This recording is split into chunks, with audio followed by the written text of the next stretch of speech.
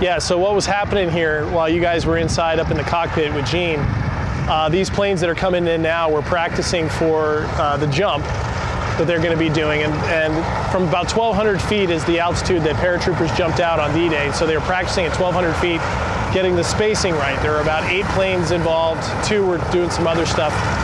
So they practiced that on a couple runs. You guys will get a chance to see it when they get a little bit better at it later this week. But that's what they're returning from right now.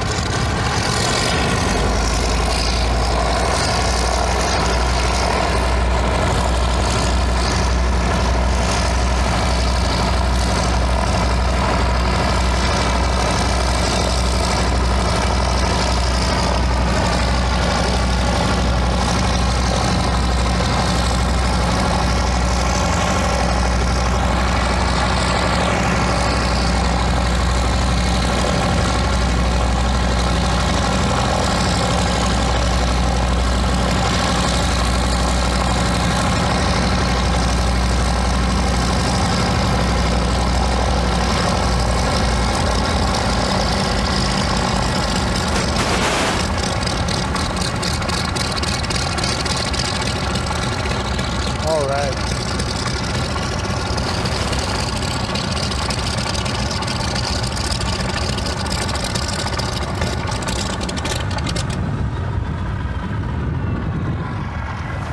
There we go.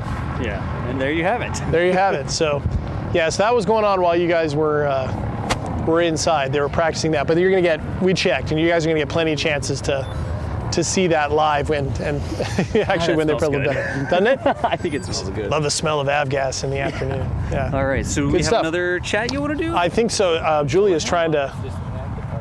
So no, keep talking. No, go ahead. Keep talking. No, you can keep talking. We really want you to keep talking. I was just, you were watching them come into park. Yeah. And you noticed that they ran the engines for a little while there. Well, in the engine, remember we discussed the fuel tank, keeping the oil out of the engine, and so on and so forth. Well, what they did is they'll run it for about a minute at a higher RPM. There's 2 oil pumps. And within these oil pumps, there's a scavenge pump and there's 2 scavenge pumps. Right. So what they'd like to do is suck as much oil out of the internal part of the engine as they can. Gotcha. And then when they shut it down, that's minimized, more is in the tank. So that's what they did for about a minute. They close out the valves? Setting. Well, they'll shut it down and then they'll pull the shut off. Gotcha. Just because you seemed interested in that. Well, I'm interested in everything. Seriously, you will not tell us anything that we're not interested in. No, You can't say anything that we're not interested in. Absolutely. So we're going to turn it over to JDK for a go minute, ahead. who's going to introduce us to our new friend. He can introduce himself. Well, he can. Yeah, absolutely. You're on the hook now, man. Yeah, You introduced yourself as the token Canuck when we met you, but can you introduce yourself to everybody who's watching and what you do for this plane? Okay, well, my name's Peter Herzig. Peter Herzig. And I'm from Vancouver, British Columbia. And so there was no DC-3 from Canada that was able to come over. How come? Well, they were rebuilding a couple. Oh, okay. But they weren't able to do it in time. Okay. And if you've seen the program Buffalo Air.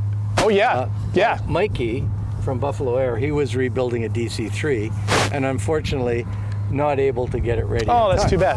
we were talking So, That's too bad. That yeah. show's wild. And so I was able to, I'm near Seattle. Painfield is the airplane that you were just in. Yeah. Is with, well, you can see it here on the hat, right? With the Historic Flight Foundation. So I've known John Sessions for 4 or 5 years, and when he said he was doing this trip, I said, oh man, I gotta do whatever I have to do. And so I've never flown a DC-3, and I actually wanted to get certified to fly the DC-3. Okay. But because I'm Canadian, I had to go through TSA, rigorous, my background check, all of those things that I needed to get done. And then the weather conspired against my training, and then I find out that I needed FBI fingerprints. Right. And so all of this got done so I can fly over President Trump. I think without that, I probably wouldn't have been able to be on the airplane even. Oh, wow. But I was doing that not for that event, but I was doing that so that I could learn to fly the airplane. Now, I've flown for many years, 50 years or so, but I'm not type certified in this aircraft. Okay. Well, you're type. Okay, keep going. So that's that whole conspired against me. So my point is that you met Gene and Bill and John, of course. They are the pilots for this airplane. And so although I'm a pilot, I'm on the manifest as the oiler. Oh, You know okay. the old train systems? Yeah, yeah. Yeah, there was the engineer and then the oiler. That's you? And so I'm the oiler, get this, oiler, get that. So, but I'm having an absolute ball. I'm learning a lot about the airplane. So when I go back to Painfield, and when I do get my type certificate on this, I'll be much more familiar with the airplane than even the guy that's going to give me my Well, that's ride. that's Yeah. great. Now, hold on though. It's great fun. Because your pilot experience is extensive, as we learned while they were up in the cockpit. And this guy flies airplanes upside down at 50 feet above the ground. Well, That's what you used to. Used to. Yeah. Okay. Yeah. So, but Look that's at still the gray hair. okay. Right? Yeah. At least it hasn't fallen out from that stress. Yeah, that's so, true. That's so true. how would you classify it? Did that make you a stunt pilot, a show pilot? What's that called? Yeah, I did air shows. I shows. still do air shows. Okay. But I do it in a T-28 now. A T-28. A Warbird. Warbird. But- And you told me earlier that has the performance similarities to the P-51 Mustang. Correct. Okay, just for viewers to kind of relate the two. He flew that as a racing plane, a stunt plane. Well, no, I flew in competitive aerobatics. Competitive aerobatics. Okay. Internationally. Okay. And so that's a little bit different, and that sort of has morphed into it. It's competitive aerobatics for those. It's quite boring to watch because every competitor does the same. And it's judged from the ground. I see. So it's like not unlike springboard diving, where you have K factors, you have difficulties, and if you do a good job, you get a good score. Okay. But that morphed into doing air shows and with these what I call the smaller single engine aircraft that can tumble and do all of that real man. gyrations, and you pull 10 Gs and put it in perspective. A jet fighter is going to pull 8 Gs, and you see it on programs where they're in the Gs, they've got G suits, but they're in sustained Gs. Right. So they're under that duress for 20 seconds. When I say in a competitive aerobatic aircraft, if you're traveling 250 miles at the ground and your radius at that point, you're a second and a half. So your organs don't even have time to drop. Right. Basically. Gotcha. So it's a completely different G set. I like how you're trying to downplay that as a significant thing, and I appreciate it. I mean, fighter pilots, clearly, right, a different thing. But it's still impressive and still dangerous and requires a lot of precision as a pilot. Well, I was asked that one time, you're doing the most dangerous. Is there danger? Sure. We're risk managers. but also, Right. and I teach aerobatics and I teach risk management, and we want to make sure everybody's safe and they get home to their family at the end of the weekend. But if we put it in perspective, risk management, if you travel for half an hour in a busy community down a 2-lane highway that's only got a painted center line, we're acclimated to that risk. Oh, wow. Are you trusting that those 1,000 cars that come in your direction are not tending to their children in the back, spilling coffee on their lap, or texting? Okay, we acclimate to that risk. Right. Okay. So when I'm doing competitive aerobatics or air shows, I control my risk. I control that the airplane is in perfect condition. I control, and it's called a gate. I control when I do a loop.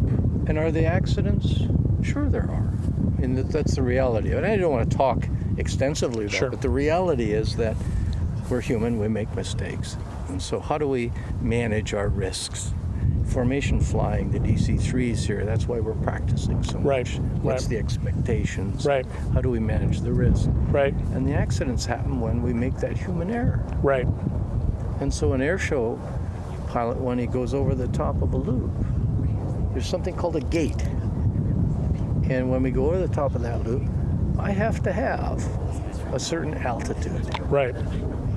Or I just roll out and fly away. Got it. If I'm at the correct altitude, I will complete. If I haven't slept well, if I've made a misjudgment and I neglect that gate and I'm too low, there is a high risk factor that you don't make the radius at the bottom. Right. Right. That's the human element. How long did you do this? 30 years. 30 years. Wow. other planes taking off. 30 years. But it's incremental. Right. You know, people say, why do you do it? And for many years, I was unable to answer that question. It's not like I'm an adrenaline seeker or anything like that. And then one day I just spontaneously act like in this conversation, somebody, why do you do that? And I said, when you're doing 250 miles straight at the ground, 250 miles an hour straight at the ground, and you are performing, you want to radius safely. Right. That moment, you have total focus. Your work week doesn't creep into your mind.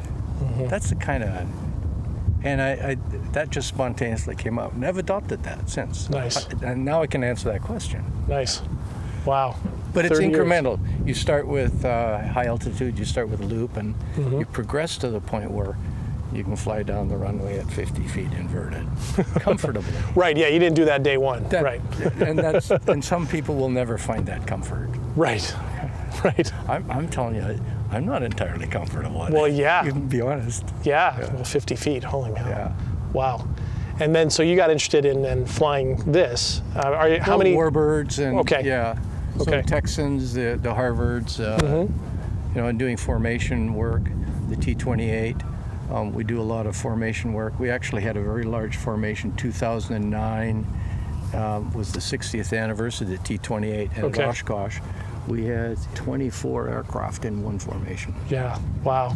And it was That's when we had a photographer taking a photo up through the formations as yeah. they crossed. Yeah, it was 2009 at AirVenture. Okay. Oshkosh. Yeah. So you guys can look that up. AirVenture. AirVenture 2009, which is at Oshkosh, and the music in that video is by the Killers. It's a great song.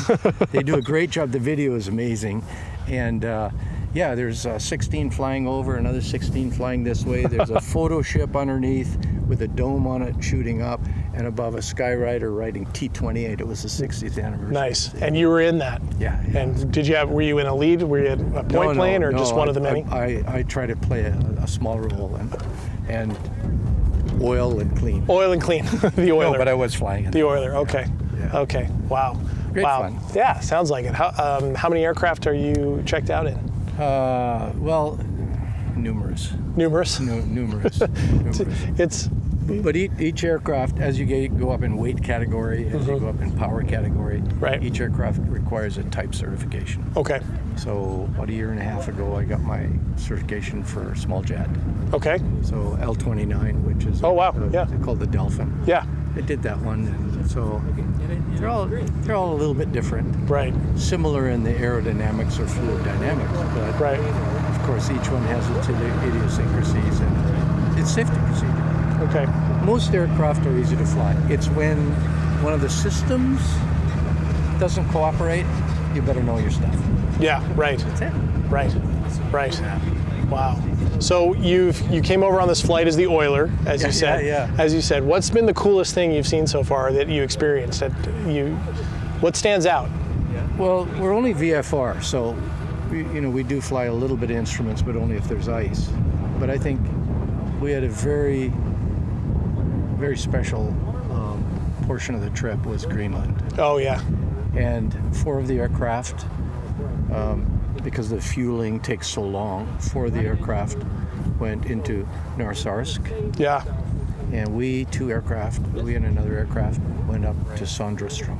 Okay. And when we landed, there was a fellow there. They were happy to see the DC-3s, but there was a fellow there who just threw a lasso around us, got a bus, and we drove the longest road in Greenland. It's 37 kilometers. Wow. We drove the whole road. They took us up to the ice cap, Oh man. and we had to walk the last, half mile to get up on the ice cap. And we took a bottle of lubricant. I'm the oiler. Yeah. We took a bottle of lubricant. Right. And we chipped off some glacier ice. And we had a toast up at the top and walked about the ice cap a little bit. Wow. But when we left, when we flew, we left Sandrestrom clear sunny day, and we flew up the fjord. Oh And man. when we got up on top, we flew for 3 hours over top of the ice cap. Wow. Clear sun, 3 hours, and this is 10,000 feet thick. We were at 12,000 feet. And then we flew another 3 hours over the ocean. Right. And we got these goofy Gumby suits. Right, yeah. Survival suits. Uh-huh. They're not, it's like you're in a Ziploc bag. That was hot. Were you guys headed to Reykjavik? Yeah. Yeah, okay. Yeah. Okay. Yeah. It was, but absolutely amazing to, I bet. to have the ability just to, we're only 1,000, 1,500 feet, and it's just white on white on white. But some of the spots are just smooth as a billiard table. Wow. What an experience. Yeah, those are things you don't get. Most people don't get a chance to see, and so that's the interesting thing. And to think that we're really blessed. Yeah, and we were talking with some people who mentioned that this is the old ferry route. When planes were ferrying over to the war zone from the States, these were the places they stopped. And we have all the advantages, if necessary, right, of modern technology to make this safe. Yeah. But wow, what a run. If you were able to make it over here, 18, 19-year-old kids flying these things, not knowing what the weather was going to be on the other end or anything like that, it's an amazing accomplishment. You were inside and you saw the dome. Yeah. And they would shoot the stars. And that's why they go at night. They shoot the stars with the sextant. Oh, wow. We got GPS. The Right. job's easy, Right. And they did everything themselves. They didn't have an oiler. Yeah, so you've made everybody's life easier. So yeah. That's awesome. That's great. That's awesome. That's great. Cool. Well, yeah. Is there anything else? There's a lot that we're being covered here, and there's lots of people checking in and out. Anything you would like anybody who's watching this to really pull out of what we're doing here or what you're doing here? Well, I think, if you go to these events and see it in 3D, Yeah. if it's near your community and you have the opportunity to maybe step out of your habit pattern and say, oh, it's a lot of work to sit in a lineup, to get in, or to often the vehicles are stacked to get in. The reason they are is because it's popular. Right. But to go out and actually reach, as you did, to touch the history. Yeah. There's that tactile feel or the smell or the auditory that you don't get on the electronic. And we're so blessed with our electronic medium. Everything we do is streaming. Right. And so everybody has access to it. Yeah. Aren't we fortunate? We are. Yeah. We are. But if you can get out and sort of do that the in situ relationship with some of our history, that's great. I'm a convert, though. Yeah. Right. Yeah, a fan in that sense. Yeah. Absolutely. Yeah. So you live in Vancouver. I do. Okay. Yeah. Okay. And Ski at Whistler. I'm lucky. Oh yeah. Yes. Yeah. I'm from the Northwest as well. I live in Seattle. Yeah, So you're close by. yeah, I am close by. Yeah. So, were there stories you grew up with? Was this, you talked earlier about, the greatest generation when we were chatting out here. You called them your heroes and all this, so what's it like for you thinking that way personally? And do you have personal stories that connect you to what is being commemorated here? I don't. Okay. I don't have any personal stories in the sense of, I think my attachment is to the aviation, relating back to how the logistics of putting something like this together, and not our event. Yes, I'm getting a respect for the logistics of bringing all those young men by aircraft across the Atlantic. 23,000 of them. Yeah. And just the logistics for here. We barged fuel 2 months ago. We barged fuel to Greenland. Wow. What would they have had to do? Right. Like, we had to pre-purchase the fuel so it was there when we came through, because they don't have the quantities that are necessary. Right. What did they have to do? Right.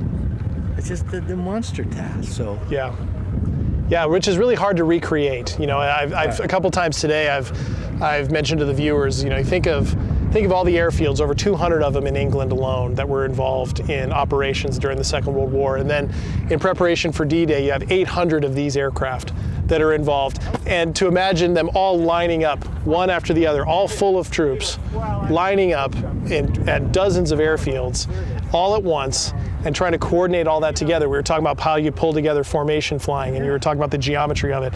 Having to do that with dozens of planes in the air at any given place. Yeah, I mean, it's one of the themes that keeps coming out to me, is that the logistics of doing all of this, never mind the technical aspects, but those technical logistics of pulling all that together without any trouble or without catastrophe happening, is just a monumental task. Well, and I think if you're asking me what my connection is, and I love John. Did Gene tell you the story of he and his dad? No. Oh, well, John's two brothers are here. Okay. Sorry, Bill's brothers. John's brother Mike. Okay. Is here. Mike is an ex-Marine. Marines are never ex-Marines. They're always Marines, right? Yeah. I'm the grandson of one. Yeah. Then you know. Yeah. But Mike is here. So John, the Sessions family, John's dad, he jumped on day one. Oh, wow. June 6th. Okay. Into Normandy. Man. And, well, as a matter of fact, if one wanted to, on Historic Flight Foundation, okay, the website, there is a tab that says Normandy. And it actually shows pictures of John's dad. Oh, okay. Well, you guys can look that up, Historic Flight Foundation. Yeah. And it talks about D-Day. Okay. And our journey from Seattle to come over to do this. Oh, that's fantastic. And so to be with my friend John, I had not met his brother Mike yet, but you know, their whole attachment to this is something that I'm living through vicariously. Yeah. Because there's that. Super emotional. Was his dad in the 101st or the 82nd? One of those two, the 82nd Airborne or the 101st. I think it was the 101st. Okay. Airborne. Okay. It's on that website. And, okay. And I'm embarrassed in public that I don't remember that, but yeah. It was the 82nd Airborne, the 101st were the Americans, and then the 6th was the British. 101st. Yeah. Okay. I'm pretty sure. Yeah. Okay. It was his patch is Geronimo, so that is the 101st. I think so. Yeah. Yeah. You guys can check that for us. That'd be great, because it's slipping my mind. And correct me. Yeah. And cite your sources, by the way. Yeah. So, wow. So, in a lot of ways, I mean, even though you've got a lot of flying experience, you have a unique perspective from a lot of people here, it would seem to me. Well, if you go up and down the line, there's far more experience than I've lived. I think for all of us, we have that narrow niche that's very personal. Yeah. But you got airline pilots here that have got 30,000 hours. Okay. And you know, I've never flown anything this big. Right. Well, I've flown this one, but nothing else. Right. You know, maybe a Beech 18 or. Mm-hmm. But so when we talk in terms of experience comes in different niches. Mm-hmm. You know, it's great fun to learn. Yeah. And each niche sort of has it gives you an ability to hone or perfect that small corner. Right. Like the aerobatic skills that I've learned and I've learned to teach, they don't prepare me for flying anything like this. Right. Whole different set of set of skills. So, you know, I'm kindergarten when I go up those stairs. That's it. Okay, teach me. Right. You try not to approach. Yeah, you have some aerodynamic capabilities and understanding aerodynamics and piloting a smaller airplane. Right. Or even my T-28. Right. But when you go up those stairs, you go up with a mindset that I'm the pilot isn't walking through there. The student's walking through there. Wow. And that helps hone the next skill. Yeah. You know. That's great. Yeah, I mean, we should all kind of take that approach, that we always have more to learn. I know I do when I'm studying what's happened or when I'm doing something like this. I'm always eager to learn more. One of the fun things about this is we have viewers on the other side who can text in links and information in real time, so we can all share it together, which is sort of makes this kind of thing fun. So. Well, I think whatever discipline or whatever group we may be associated with, but I think the best thing one could, be a lifelong learner. Yeah, absolutely. You stagnate otherwise. Right. But, so you're gonna get certified in this. Yeah. Then what's the next thing? Oh, I don't know. Don't know? You want to just let that come up? Sure. then I'll ask John whether I can fly his airplane. There you go. That'd be. I'd love to one day. as soon as I get back. Right. We'll finish the course. This trip is for John and the family. Is what's Yeah, important sure. right now. Sure. Yeah, that's So I'll just amazing. keep oiling. Keep oiling. Hey, there's a hell of a lot worse things you could be doing. So instead of don't stress, keep oiling, or don't stress and chive on. Chive on, right. What's that? The keep calm. Keep calm, chive on. Keep calm and chive. Keep calm Keep and calm. keep oiling. Keep oiling. Maybe I'll get a shirt made up. You should. That'd be fantastic. Yeah. Keep calm and keep oiling. That's awesome. That's fantastic. I'll use the same logo though. That's fantastic. That's fantastic. I want to see if we have any questions that have come up. Have we gotten any questions? I have been sort of chatting. That's fine. That's fine. Tell them to ask questions. I'll Yeah, if you guys have any questions for Peter. Gene was interesting, Yeah. so they would ask him questions. Yeah, if you guys have any questions for Peter, he's got a unique story that we haven't heard yet in our couple of days here. So if there are any questions that come up from people, we'd be happy to ask them. They said keep calm and oil on. Keep calm and oil on. That's what we're looking for. That's better. That's what we're looking for. I knew we weren't getting that quite right. Thanks, chat. Thanks, chat. That was keep calm and oil on. That's fantastic. Yeah. So here was one. How many hours have you logged? Me? I only have about 2,500 hours. Only. Yeah. Okay. Yeah, it might even be as much as 3,000, but at a certain point, It's like, yeah. what do you do? It's like the visa bill. You don't keep track. You don't keep track. Glad you and I have that in common. I don't keep track of mine either. I probably should. I got a trick for you then. You're talking about visa bills? Yeah? Oh, yeah, just send them a change of address. Don't move. Oh no. Not official advice. Not official. We don't condone. Actually, I mean, you know. Here's another question. Has Peter flown at or been to the Reno Air Races? Yes, I haven't flown at it, but I crewed. I guess I was an oiler. You were an oiler. Keep calm and oil on. A friend of mine, actually two friends of mine, their brothers raced at Reno, and they raced in the T6 class. Okay. And one was painted bright red, and the other one's called Gunslinger. Keith McMahon and his brother, these two of them raced there, and I oiled for them. You oiled for them too.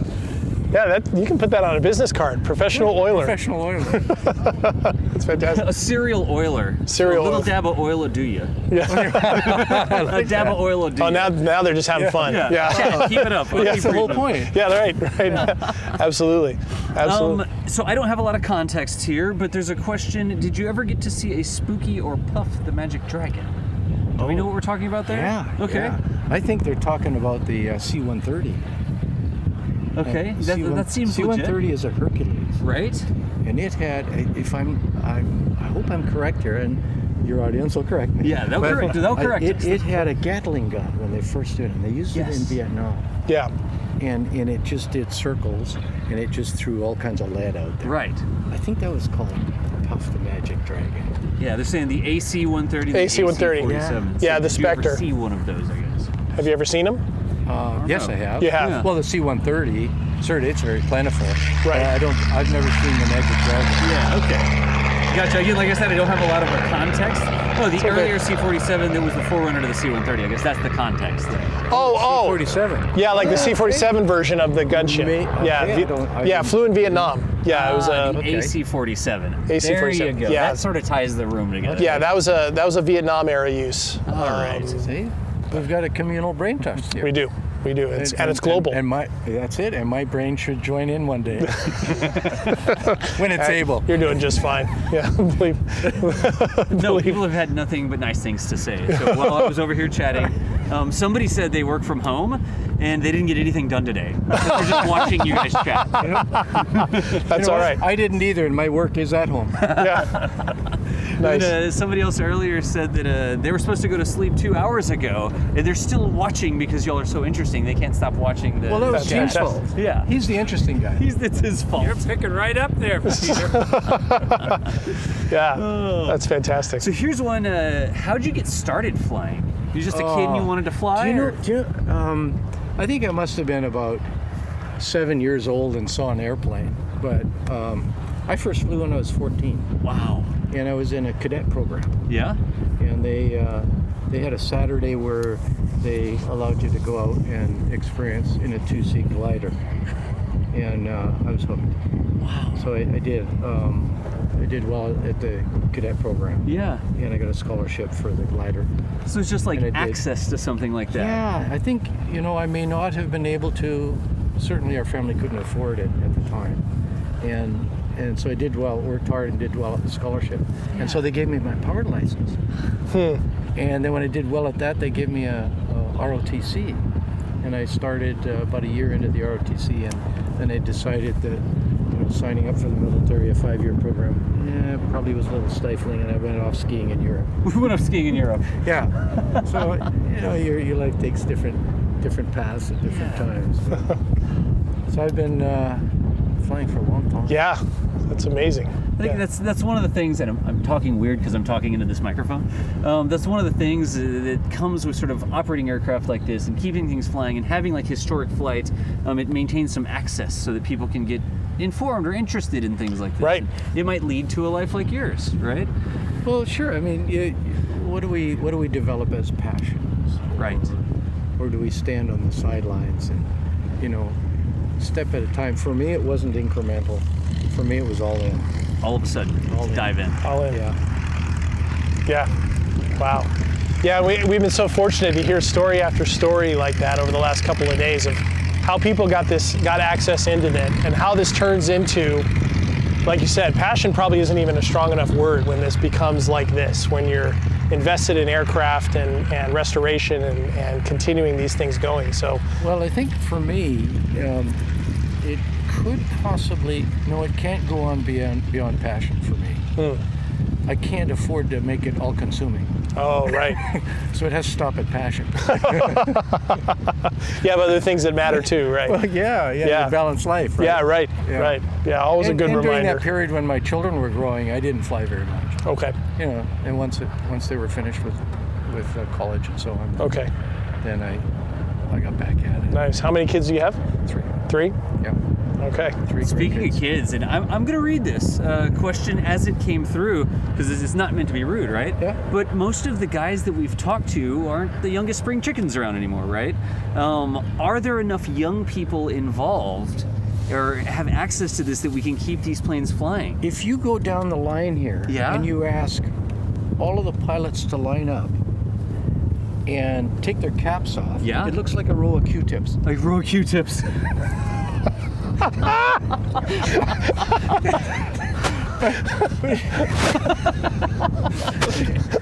Well, so question not taken rudely at all. Oh yeah, No. It landed well. Are there enough young people I don't involved? have thin skin. Yeah. But I think when you look at the complexity of operating an aircraft, Right? it does take resources. Yeah. So if I look back at, the very first aircraft that I flew, I didn't have a lot of resources. So imagine what that aircraft looked like. Right. Very simple, straightforward, just get your feet off the ground. And I think, when we go to events like this, when you look at aircraft that are $2 and $3 million, it is most often people that are later in life that have had an opportunity to accumulate some resources. Gotcha. Right. And then, you have enough, it's like you now have some disposable income. When you're growing families, when you're first starting out, and you're putting your kids through college, Right. those priorities that you talked about a moment ago, those priorities, they take the kitchen budget. Mm-hmm. And until that settles in and we get all the kids started and so on, then you can allocate. Makes sense. And a lot of the people that you meet here have, businesses that they're able to then divert some of the resources. So, that happens a little later. Sure, that makes sense. There's not many 30-year-olds can carve out that check. Right. Keep at it. You will at it. eventually. Right. Right. So keep your day job so one day you can afford to do this. Or take a second job. Take a second Right. job. Do it Maybe sooner. 3 jobs. I mean, I don't know. Right. Right. Okay. But do you see an interest from younger people? I mean, we're certainly interested. I do. It's an interesting thing that, as I mentioned before, in the airshow industry, they're noticing a change taking place. Right. Who are the folks that come to air shows? Who are the demographics? And part of what's happening is the further chronologically that we get from events like the Second World War, they become history book notations. Yeah, right. For the next generation. In other words, how much interaction do we have with First World War? None anymore. Less. Less, yeah. The importance of this 75th anniversary of D-Day is also because we recognize, collectively, I think our community, we recognize that, in another 10 years, there will be no more vets alive. Yeah. I don't know what that age might be. Right. But there's going to be no more vets alive. Right. And so that will, and then their families will have the pictures on the mantle, and we'll have the medals, but we won't have the dinners where these ladies and gentlemen can come out that we can honor them. Right. So those dinners will no longer happen. We don't have First World War dinners.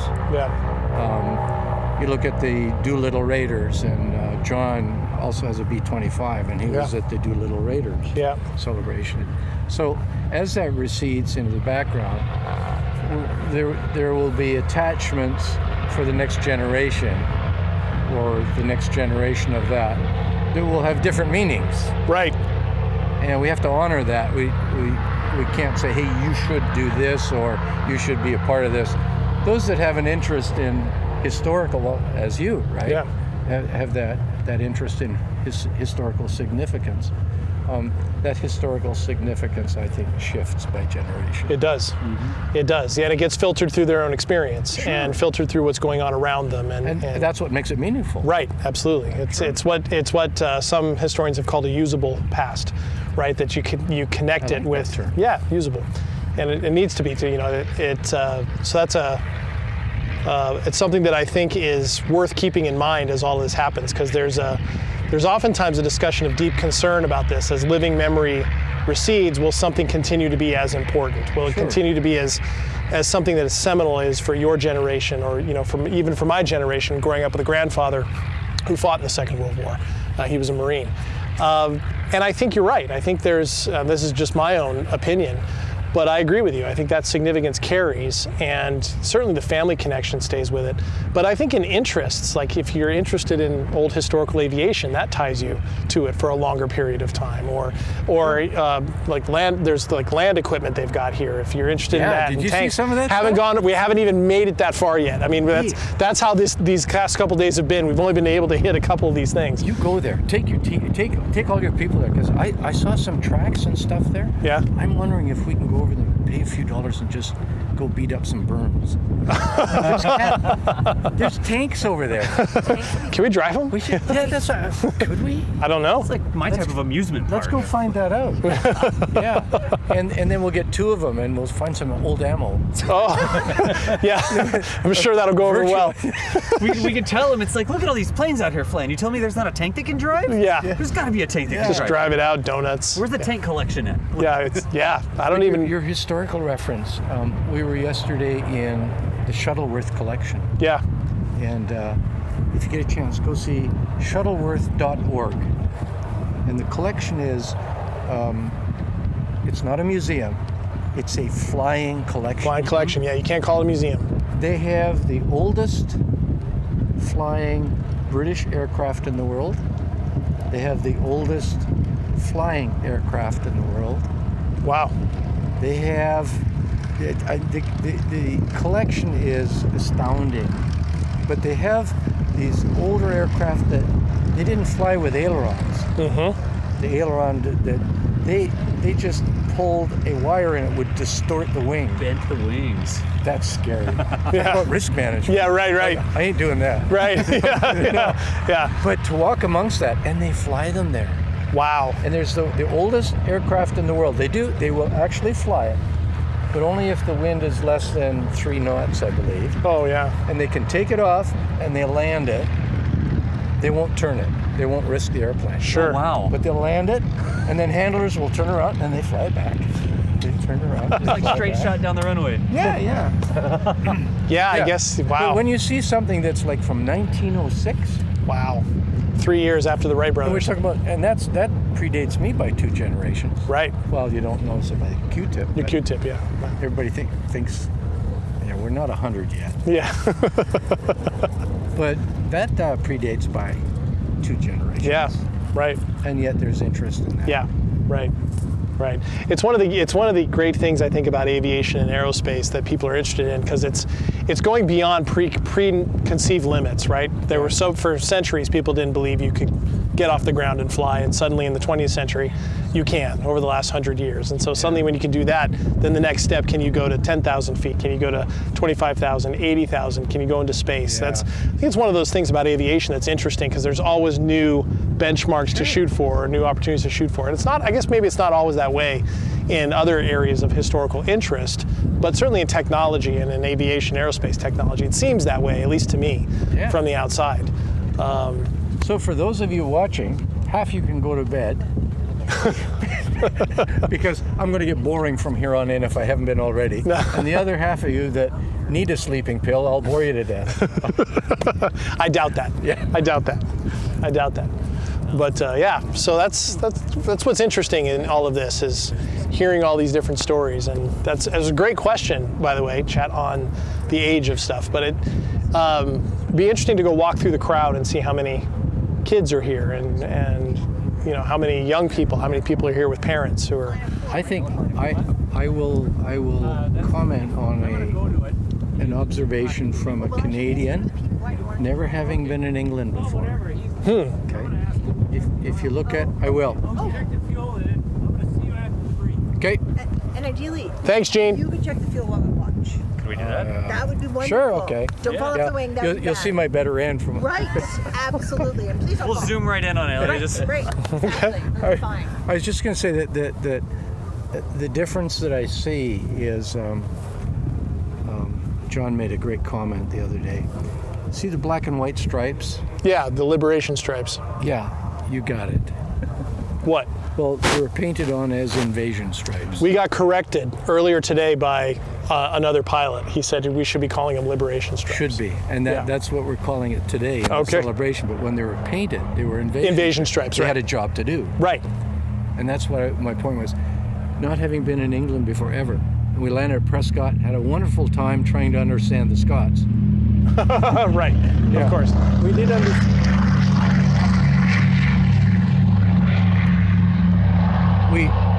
We did understand Scotch, Right.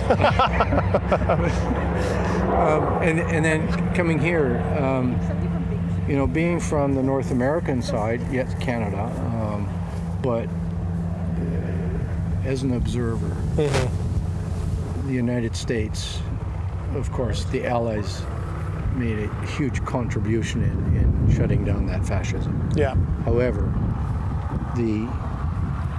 when you come here, it's visceral. Yeah. The people here were liberated. Yeah. There's an affinity, and we'll probably see this when we go over to France. Yeah. It's been my Where experience they'll there. be turned out by the tens of thousands. Yeah. And when I was traveling in France, and the Canadian flag, and I'd have that generation of just slightly older than me actually come up and say thanks. Yeah. Stuff like that. Yeah. There's a different atmosphere with it. There is. And not taking anything away, but the industrial complex of the United States that made this huge armada that went over successful. The industriousness and the technology and that made it all possible, and the commitment of the United States coming together. But there's a difference when you look into somebody's eyes who was underneath bombs. Yeah. Yeah, it's very true. And that's something that has really settled in on me, not having been through this type of event before. Right. Yeah. Right. Well, yeah, I've experienced that in Normandy myself. I've been there a couple of times, and in Bayou and other places. Yeah, and even a younger person like me, first time I went was 18 years ago, and first restaurant pub we went into had been a family-owned pub, and the grandfather had been liberated by Allied troops and said any American who comes in here from now on, as long as this is in the family, gets the first round for free. Really? So we got the first round for free. I know. I'm gonna put the other flag on my shoulder when I go there. I think Canadians count too. It's in Bayou. That was again the British Canadian zone. So I mean, it's So anyway, so I think you're right. I think it's going to be a very like a visceral. That's the right word. A visceral vibe over there for that. So yeah, we're looking forward to it as well. So cool. Do you need to go oil? I do. All right. Otherwise, I lose my job. Yeah, we can't. Yeah, you got to oil on. Yeah. Right. All right. So thank you, Peter, for all of your insights. Welcome. Yeah, really appreciate it. And all right. So do you want to take us through the process of what you got to do here? Well, it's pretty simple. Otherwise, I wouldn't be able to do it. Okay. But for the next flight. I love how all this cargo is just crammed in there. Oh yeah. It's just tossed in there. You gotta take everything with Looks like the trunk of my car. you. So I'm sure Gene told you, but we hold about 1,200 gallons of fuel. 1,200 gallons, yeah. We can hold quite a bit.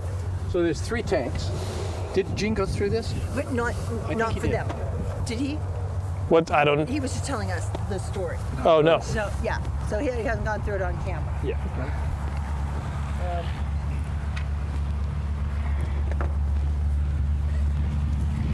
So we have a cool tool. That's a Zeus tool. We call it the Mickey Mouse. The Mickey Mouse. Yeah. And it's so that you don't have any sharp edges. Screwdrivers, it'll scratch paint. So it's always rounded. Got it. So I'll actually dip the tanks to confirm how many gallons are in there. Okay. And that just confirms that the gauges are working. So if the gauges and the dipstick, I'm sometimes called the dipstick. The And oiler. the oiler. The oiler. The dipstick oiler. Dipstick oiler. Yeah. All right. This guy's a legend. Couple of access points.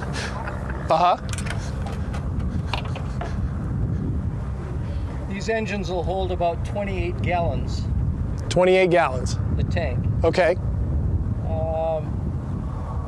It's sitting at 17. Sitting at The 17. aircraft, the engine will comfortably and safely run on about 14 to 15 gallons of oil. Okay. Because they flew such long distances, they burn about just slightly under a gallon of oil per hour. Okay. So you're flying long distances, you're going to be able to have that oil service the engine for 10 hours. Okay. So when we came across the North Atlantic, we would check the oil each time. We didn't necessarily have to add any. Okay. So we've got outboard tanks that we don't use right now, only for very long flights.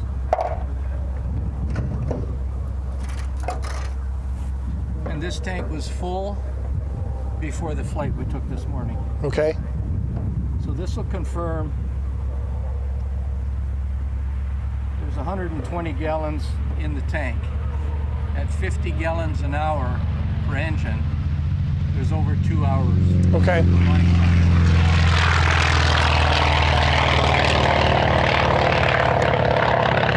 Wildcat. I'll write this in the log, and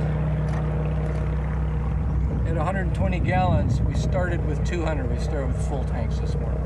Okay. That means we burned 80. Okay. And if we calculate that relative to the time we flew, we confirm that the engine is operating properly, and we were probably flying at 24 inches manifold pressure, and although they're dropping the throttle in formation, that confirms that our fuel burn confirms that everything's operating correctly. Okay.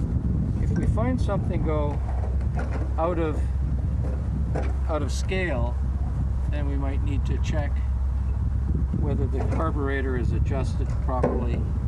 But that's over a period of a couple hundred hours of operation. Okay. It's just something that you track. Okay.